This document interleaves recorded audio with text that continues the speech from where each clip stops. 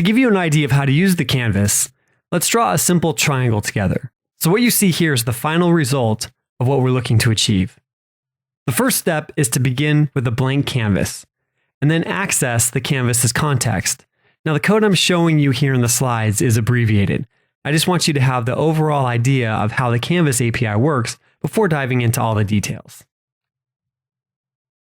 From the context, the first command is to call begin path. What this essentially does is tells the canvas, be aware of the commands coming next, as it needs to keep track of the coordinates being fed into the canvas.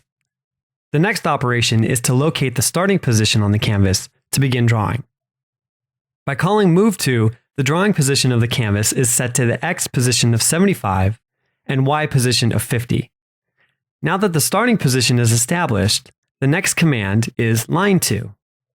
The call to line to creates a line from the starting position to a destination.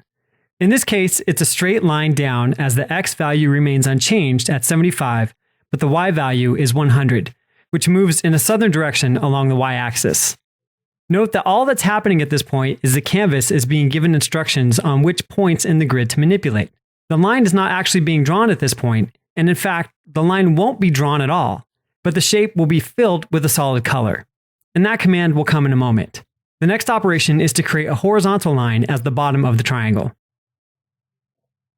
By calling line to again, using 25 and 100, the leftmost point of the triangle is established. And the last step is to fill the shape with color. The call to fill does two important steps. First, it takes the last point in the path and connects it to the first point. This is handy so you don't have to close the path manually. And just as the function name hints to, it also fills the path with the given color.